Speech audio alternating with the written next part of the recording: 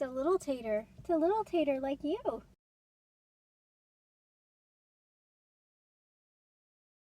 Parker, we gotta make our dinner, bud. We gotta get going on our dinner. Do you wanna come say hi? Hi. You having so much fun outside? I am so excited to be doing this video because honestly, I just didn't really think that cooking in my car was something that I would ever do. It was always something that other people did. Like, I didn't really think it was possible, but like since my lifestyle has changed. By the way, my name is Claire. This is Parker, my Shih Tzu dog, and I'm living in my car right now. And anyway, I just didn't really think that like making dinner in my car was something that was ever gonna happen, but I'm so excited that it's actually gonna happen. Okay, I've got my cutting board here and my potatoes. So I don't think you can see this while I'm cutting up the potatoes, but that's what I'm doing. I'm cutting up the potatoes. I feel so like, I don't know. It's just a good feeling. It's just a good feeling. I think it's easy to, learn some kind of like learned helplessness in a way, and sometimes I feel like I've been like that when I've lived in my car before. And I'm finding that the more self-sufficient I am in my car, the more energy I have. I think that all those trips into the gas station, all those trips into Walmart, all the trips into the grocery store, and just always needing to several times a day, always go into somewhere, I don't think I realized like what a toll that can take on you. It can kind of wear on you. But since I've been like more self-sufficient and relying less on food and water from sources like that, but having it like in my car and preparing it, I just find myself more energized. I feel less burned out, and I feel less, I don't know, I guess paranoid's not really the right word, but I feel less on the radar making so many trips, and it's just a much better feeling.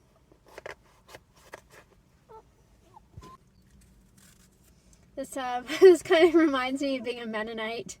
I used to do this stuff all the time. I had my own garden. He's scared of the seagulls over there. They're actually quite large seagulls, or birds, or some kind of water bird or something. But yeah, I had my own garden, and I grew potatoes, I grew green beans, and tomatoes, and lima beans, and all kinds of good stuff. And I had kind of like forgotten about it. And then now that as I'm doing this, it reminds me of it. I remember digging for taters and all that fun stuff. It looks like we're gonna have maybe some company. Leave it alone, Parker. Leave the dog alone. It's like you're in paradise and then you have company. But I'm gonna be in a good mood. They just like let their dog, like he's running around my car right now and Parker's going nuts. But I'm just trying to see this as a good training opportunity. Okay, he's getting back in the car. That's good. Just in time for them to now start smoking. But I rolled up my windows on that side. Okay, so here I have the potatoes. I kind of like lined the bottom here. I did reserve some others. I'm going to pour water on these and save them. I will probably cook these up tomorrow. And next, my next vegetable that I had on hand, ready to use up, is an onion. Oh, I grew onions too. I forgot about that. I grew onions. I would like sell them.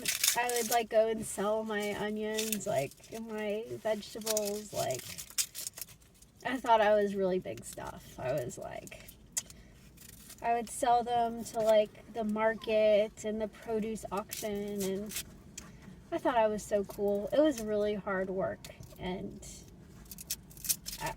I think I made a profit, but I sure learned a lot.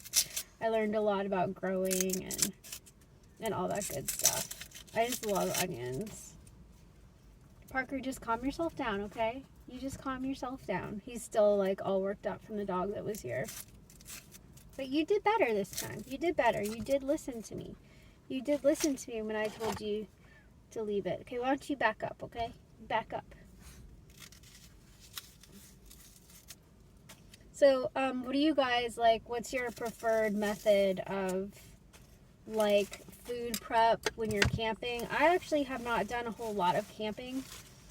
I've only actually been camping a handful of times, and I've never, I don't know, just a few times I've just like cooked like the people, like basically they knew what they were doing and I just kind of tagged along. But I have seen people using like camp stoves. What do you guys use? What works for you? Because as much as I love my Hot Logic and it's revolutionized basically like eating for me in the car, I know that there's like other methods that can be used. Like I've seen like cook stoves, I think like propane.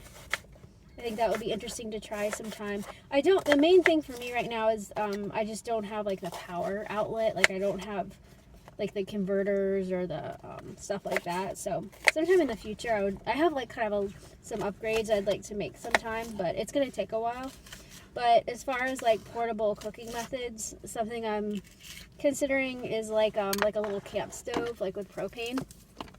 I think I might have to like actually go outside of the car, or I could do kind of like my hood.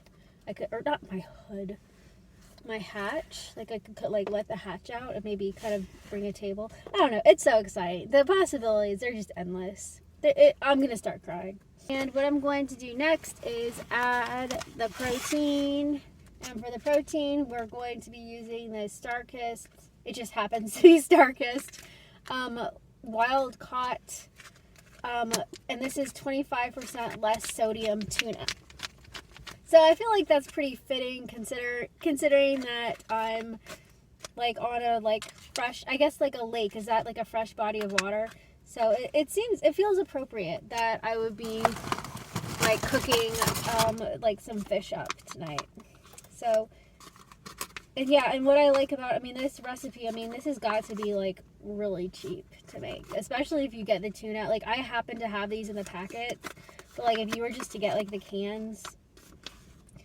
And for anybody out there who goes to like food pantries or food banks, or if you just moved into your car and you are really paranoid like I am about dipping into your emergency fund, then like if you go to a food pantry, then tuna is probably going to be like one of the top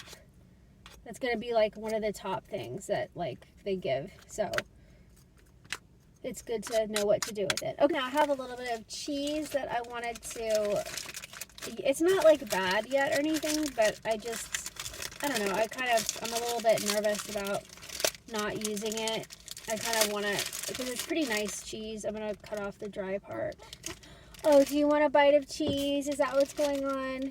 You want a bite? Parker loves cheese. You want a little bite of cheese? I know you love cheese. It is your reward. It's your reward for bad behavior. Although actually you did pull yourself together. You kind of did pull yourself together you did go ballistic when that dog was running around the car, but you managed to pull. Okay, that's all for now. That's all. But you did manage to pull yourself together. So I don't have like a shredder or anything. So I'm going to just like cut this cheese. Okay, we're back live.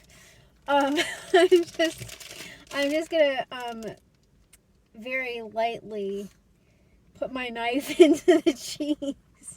So, because I think that it will be faster, like the cook time will be faster, although it's probably going to melt pretty easily. It probably doesn't really matter. So I guess this is sort of like a tuna, and it's not done yet, so just hang tight. I have some other ingredients, so don't stop watching if you have other things to do, see you later. But if you stop watching the video just because you think like this is it, it's not over. It's not over. It's just beginning. Well, okay. I was pretty liberal with the cheese because I feel oh, okay. I was pretty liberal with the cheese because I feel like it's not like a really fatty, it's a healthier cheese, so I was kind of liberal with it. I've been kind of obsessed with this like chili garlic sauce. It's not something that I use a whole lot of because it is a little bit salty, and if it's not cooked really well, like if you just use it like on a tortilla, it's just not good because it's like very salty. But if it has a chance to cook down, you don't need to use very much of it. But this is what I use on my off-grid pork chops that I made, and it was just delicious. But everything tastes so good outside. And just a little safety tip, I just kind of thought of this right now, is just be very aware of where you're placing like any kind of like knives or peelers, because when you're in the car, like if you're just cooking like I am, like I just have like a cutting board here, but I don't have like a big surface. So I had like, you just want to be really careful you don't just like lay your knife down.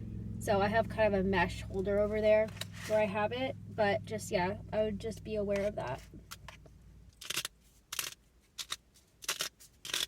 I have no idea how it's going to taste. Okay, so it's all plugged in, and we're going to go outside and play. So I hope you guys will come with us, okay?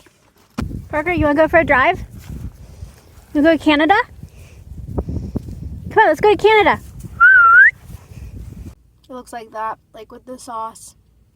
This is a really nutritious meal. Definitely low budget. Thanks for riding along, guys. See ya.